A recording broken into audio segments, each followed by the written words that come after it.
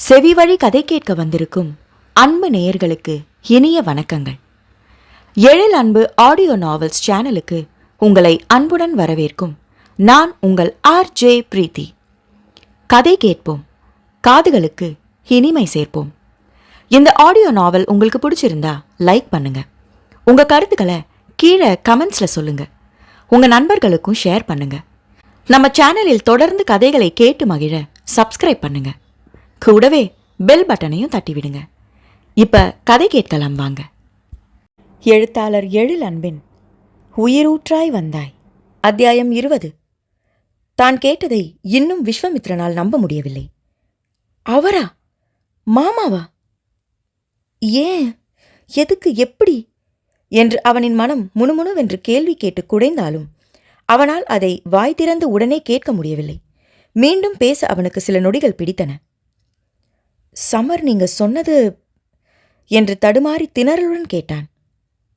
அப்பட்டமான உண்மை சார் என்றார் சமர். நெற்றியை அழுந்த தேய்த்து விட்டு கொண்டான் விஸ்வா. அந்த ஏசி அறையிலும் அவனுக்கு வேர்த்தது. தன் மாமன்தான் தன் மனைவிக்கு வந்த கெட்ட பெயருக்கு காரணம் என்பதை அவனால் நம்பவே முடியவில்லை.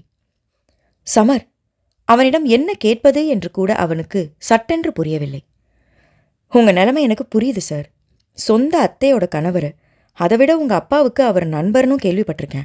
அவர் இப்படி செஞ்சதை உங்களால் நம்ப முடியலன்னு எனக்கு புரியுது. ஆனால் தீர விசாரிச்சுட்டு தான் நான் ரிப்போர்ட்டை கொடுத்துருக்கேன் சார்.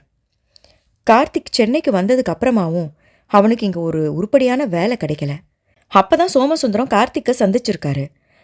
அவருக்கு கார்த்திக் காலேஜில் விதுலாவை லவ் பண்ண விஷயம் தெரிஞ்சிருக்கு.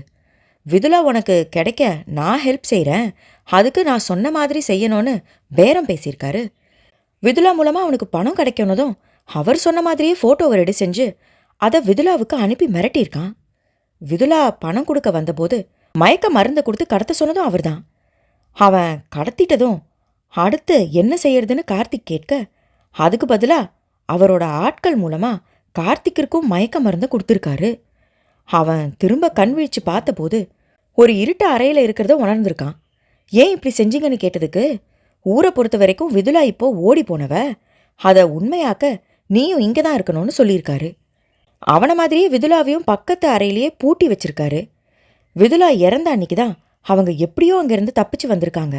அப்படி தப்பிச்சு வரும்போது தான் எதிர்பாராத விதமாக ஏதோ வண்டி அவங்க மேலே மோதி ஆக்சிடென்ட் ஆயிருக்கு என்று சமர் எல்லாம் சொல்லி முடிக்க விஸ்வாவிற்கு தொண்டை அடைத்து கொண்டது. அவனால் பேசக்கூட முடியவில்லை. அவனின் நிலை உணர்ந்து அவனுக்கு தண்ணீரை எடுத்து கொடுத்தான் சமர். தண்ணீரை குடித்து தன் உணர்வுகளை முழுங்கியவன், இதெல்லாம் எப்படி தெரிய வந்தது என்று கேட்டான். விதுலா இறந்த பிறகு கார்த்திகை வெளியில விட்டா எங்க உண்மை வெளியில வந்துருமோன்னு அவனை அடைச்சே வச்சிருக்காங்க. என்னை விட்டுருங்க, நான் எங்கேயாவது வெளியூருக்கு போயிடுறேன்னு சொல்லியிருக்கான். ஆனால் அவங்க விடலை. ஆனால் அவனை இன்னும் எத்தனை நாள் தான் இப்படி அடைச்சி வச்சிருக்க முடியும்? அவனுக்கு ஒரு முடிவை கட்டிடலான்னு சோமசுந்தரத்துக்கிட்ட வேலை செய்கிறவனுங்க சொல்லியிருக்கானுங்க. அவரும் அதுக்கு சம்மதம்னு சொல்லிட்டாரு. ஆனால் கார்த்திகை கொல்ல முயற்சிக்கும் போது தான் எப்படியோ தப்பி ஓடி வந்துட்டான். ஆனால் வயிற்றுல கத்தி குத்து வாங்கியிருக்கான். தப்பி வந்தபோது ஒருத்தர் உதவி செஞ்சு ஹாஸ்பிட்டலில் சேர்த்துருக்காரு. அவன் கண்ணு முழிச்சதும் அவன் வீட்டுக்கு தகவல் தெரிஞ்சிருக்கு.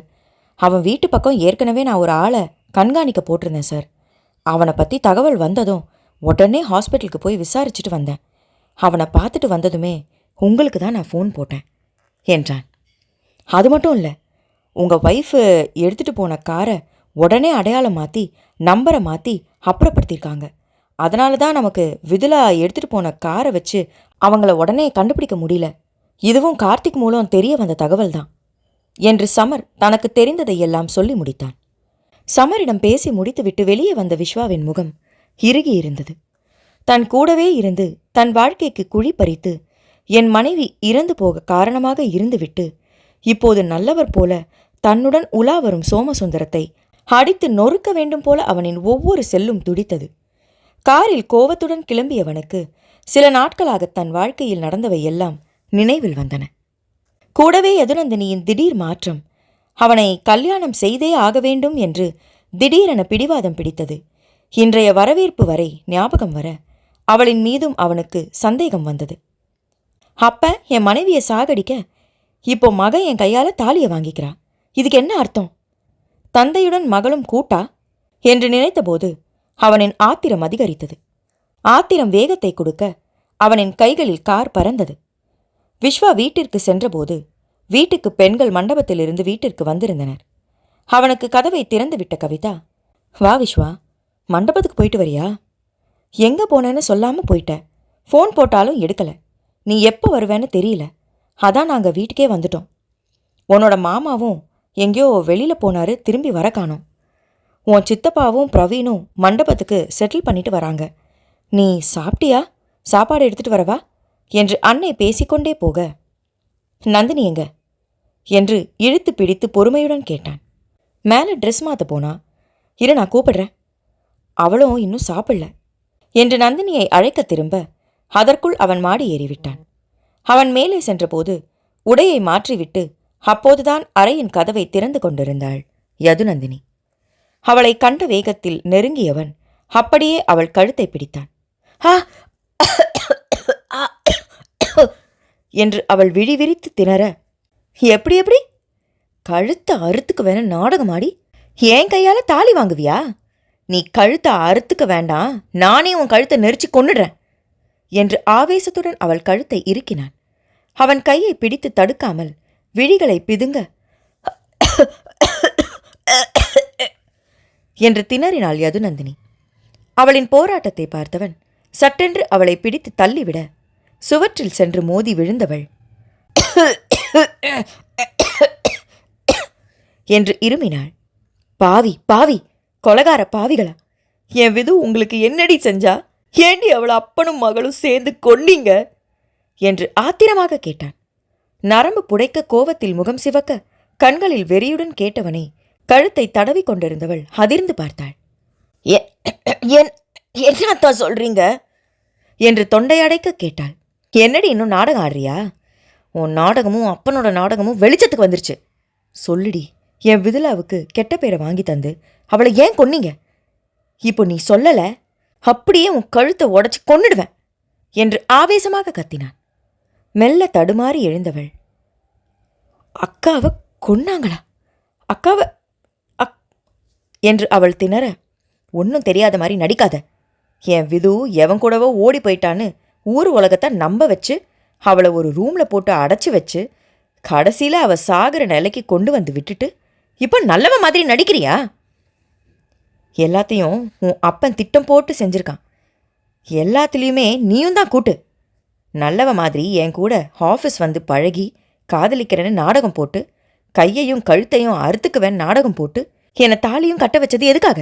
நீயும் உன் அப்பனும் என்ன திட்டம் போட்டிருக்கீங்க? சொல்லுடி, சொல்லு என்று மீண்டும் அவள் கழுத்தை பிடிக்கப் போனான். கண்களிலிருந்து சரசரவென கண்ணீர் இறங்க அவனை பார்த்தவள், நான் நாடகம் போட்டது உண்மைதான். அது நான் உங்க மனைவி ஆகணுங்கிற எண்ணத்தில் மட்டும்தான் நாடகம் போட்டேன். அவள் சொல்ல பலார் என்று அறைந்தான். சுளீர் என்று கன்னம் எரிய உதடு கிழித்து ரத்தம் வந்தது. எதுக்குடி இந்த நாடகம்? என்கிட்ட இருந்து என்ன அடைய இப்படி நாடகம் போட்ட? உன் அப்பா செஞ்சு சொன்னியா? உன் அப்பா இன்னும் வேற என்னெல்லாம் திட்டம் போட்டிருக்கான் என்று கோவத்துடன் கேட்டான். ருத்ர தாண்டவம் ஆடும் ருத்ரமூர்த்தியாகவே நின்றிருந்தான். இல்ல அத்தான், என் அப்பா சொல்லி நான் இதை செய்யல. வேற என்று உருமினான். நானாதான் உங்களை கல்யாணம் பண்ண நினைச்சேன் என்றாள். இதை என்ன நம்ப சொல்றியா? உருமாமல் கேட்டவன் மீண்டும் அவளை அடிக்க கையை ஓங்கினான். சிறிதும் அசையாமல் நின்றவள், நான் சொல்றதை நீங்க நம்பிதான் ஆகணும் அத்தான். நீங்க அடிச்சாலும் என்னை கொன்னாலும் கூட இதுதான் உண்மை என்றவளை நம்பாமல் பார்த்தவன், விது அக்கா விஷயத்துல அப்பா என்ன செஞ்சாருன்னு எனக்கு தெரியாதத்தான். ஆனால் உங்கள் விஷயத்தில் அவர் அடுத்த ஸ்டெப்பை எடுத்து வைக்கக்கூடாதுன்னு தான் உங்கள் மனைவியாக நினச்சேன் என்றாள். இது என்ன புது கதை? மாட்டிக்கிட்டதும் புது கதை சொல்றியா என்று உக்கிரமாக முறைத்தபடி கேட்டான். இப்போ நான் சொல்ல போகிறது ஒவ்வொன்றும் சத்தியம் அத்தான், நம்புங்க என்று கெஞ்சலாக சொன்னவள் நிற்க முடியாமல் தள்ளாடினாள். சுவரை பிடித்து நின்றவள், நான் சொல்றது கொஞ்சம் பொறுமையாக கேளுங்கத்தான் என்றவள் அவன் முகம் பார்த்தாள். அவனோ எந்த நேரமும் பாய்ந்து அவளை அடிக்க தயார் என்பது போல நின்றிருந்தான். அன்னைக்கு ஒரு நாள் நம்ம 2 பேரும் காரில் வந்தப்போ ஒரு லாரி நம்ம காரை மோத வந்து கடைசி நேரத்தில் விலைக்கு போனது வெறும் ஆக்சிடெண்ட் இல்லை அத்தான், திட்டமிட்டு நடக்க இருந்த கொலை என்றாள். என்ன என்று அதிர்ந்தான். ஆமா அத்தா, அந்த காரில் அன்னைக்கு நான் உங்க கூட இருந்ததுனால தான் என்னை பார்த்துட்டு கடைசி நேரம் விலகி போனது என்றாள். அப்போ என்னையும் கொல்ல அப்பனும் மகளும் திட்டம் போட்டிருக்கீங்க. வெரி குட், வெரி குட் என்று வெறியுடன் கையை தட்டினான். இல்லை இல்லை இல்லை அத்தா, நான் ஒன்றும் பண்ணலை. நீங்கள் குடிச்சிட்டு வந்த அன்னைக்கு தான் அப்பா எங்கள் வீட்டு மொட்டை மாடியில் நின்று உங்களை கொல்ல சொல்லி யார்கிட்டேயோ சொன்னதை கேட்டேன். அப்பா பேசுனதை கேட்டதும் எனக்கு நடுங்கி போயிடுச்சு. என் அப்பாவா இப்படின்னு யாருக்கும் தெரியாமல் அழுதேன். எனக்கு என்ன செய்யறதுன்னு தெரியல. அப்பா உங்களை எப்படி யார்கிட்ட சொல்லி கொல்ல போகிறாருன்னு எனக்கு ஒவ்வொரு நிமிஷமும் பயமாக இருந்தது. ஆனால் எதுக்காக அப்படி அப்பா செய்யணும்? உங்கள் மேலே அப்படி என்ன வன்மோன்னு எனக்கு புரியவே இல்லை. அது ஏன்னு புரியறத விட முதல்ல உங்களை அப்பா கிட்டே இருந்து காப்பாற்றணுன்னு தான் எனக்கு தோணுச்சு. அதனால தான் அன்றைக்கி நீங்கள் குடிச்சிட்டு வந்த அன்னைக்கு பாப்பாவை தரமாட்டேன்னு சொல்லி கோவப்பட்டு என் அப்பா முன்னாடியே உங்கள் மேலே நான் ரொம்ப உரிமையாக இருக்கேங்கிறது போல் காட்டிக்கிட்டேன் அத்தான். அப்பாவுக்கு என் மேலே ரொம்ப பாசம். எனக்கு உங்களை பிடிச்சிருக்குன்னு தெரிஞ்சால் அவர் முடிவை மாற்றிப்பாருன்னு நினச்சேன். ஆனால் நான் அப்படி நினச்சிக்கிட்டது அவருக்கு பிடிக்கலை. ஏதோ யோசனையாகவே இருந்திருக்காரு. எனக்கு ரொம்ப பயமாகவே இருந்தது. எந்த நேரம் என்ன செய்வாருன்னு தெரியலையே. அதனால தான் ஆஃபீஸ் போகும்போதெல்லாம் உங்கள் கூட வர ஆரம்பித்தேன். நான் பார்க்காத நேரம் என்னை ஒரு மாதிரி பார்த்துட்டே இருந்தார். அப்புறம் அன்றைக்கி திடீர்னு வெளியூருக்கு கிளம்பிட்டார். கிளம்புறதுக்கு முன்னாடி என்னை ஒழுங்காக வீட்டு டிரைவர் கூட ஆஃபீஸ்க்கு போயிட்டு வர சொன்னார். நானும் சரின்னு கேட்டாலும் உங்கள் கூடவே பிடிவாதம் பிடிச்சி வந்தேன். அன்றைக்கி நைட்டு திரும்பி வரும்போது தான் அந்த ஆக்சிடெண்ட்டும் நடந்தது. அந்த ஆக்சிடெண்ட்டில் நம்மளை நோக்கி லாரி வந்ததுமே அப்பாவோட வேலையாக தான் இருக்கும்னு எனக்கு புரிஞ்சிடுச்சு. அன்றைக்கி ஆக்சிடெண்ட்டை நடத்துறதுக்காக தான் என்னை டிரைவர் கூட போக சொல்லியிருக்காரு. ஆனால் நானும் உங்கள் கூட வருவேன்னு அவருக்கு தெரியாமல் போயிடுச்சு. அப்போ நீ கூட இருக்க போய் தான் லாரி மோதாமல் விலகி போயிடுச்சா என்று இறுகிய குரலில் கேட்டான். ஆமாம் அத்தான், அதையும் என்னோட அப்பா வாயாலே கேட்டேன். அந்த சம்பவம் நடந்த பிறகு ஒரு நாள் ஆஃபீஸில் அப்பா யார்கிட்டேயோ ஃபோனில் பேசுகிறதையும் கேட்டேன் என்று தான் கேட்டதை சொல்ல ஆரம்பித்தாள். நல்ல சான்ஸை மிஸ் பண்ண வேண்டியதாக போயிடுச்சு. எல்லாம் என் பொண்ணால் வந்தது.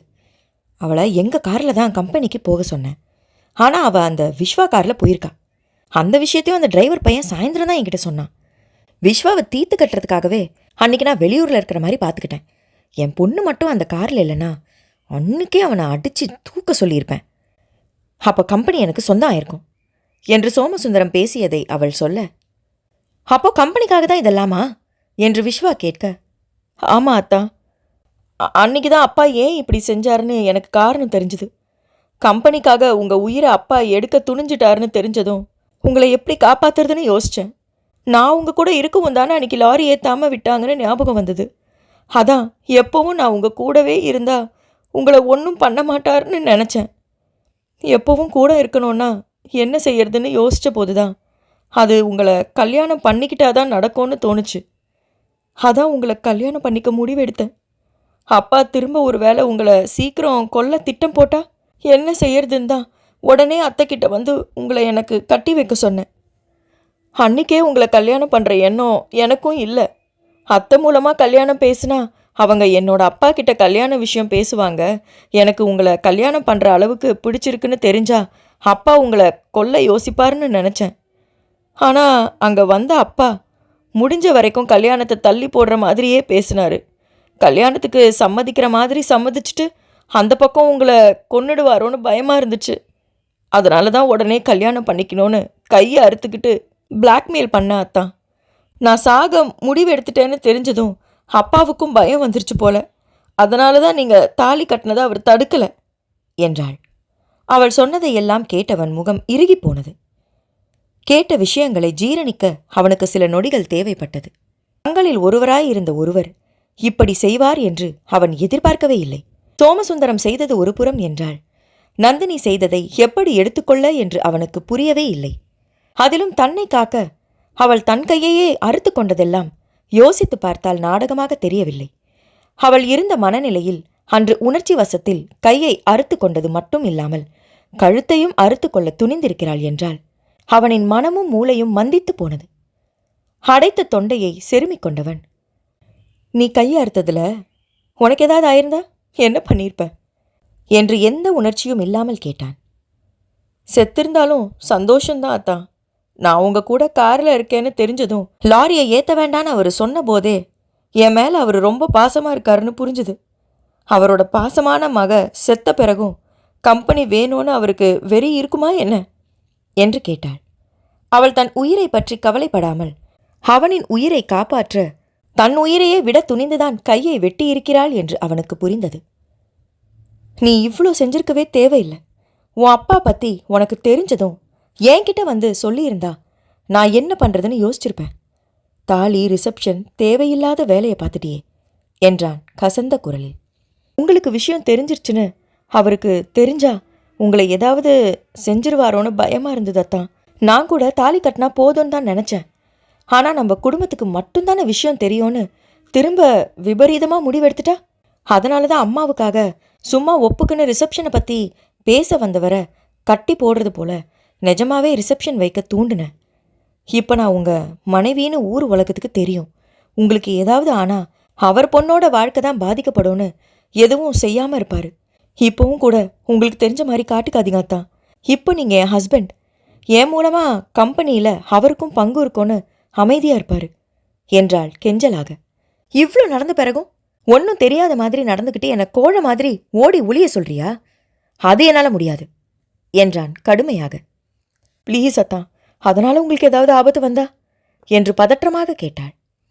படுக்கையில் தளர்ந்து அமர்ந்து தலையில் கை வைத்து அழுத்தமாக கோதிக்கொண்டவன், இல்லை நந்தினி, என்னால் முடியாது.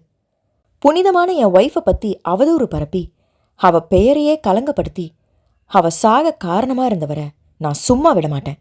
என் ஒய்ஃபு புனிதமானவனு அவர் மூலமாகவே நான் எல்லாருக்கும் நிரூபிப்பேன் என்றான் ஆவேசமாக. என்ன நடக்குமோ என்று அவனை பயத்துடன் பார்த்தாள் யதுநந்தினி.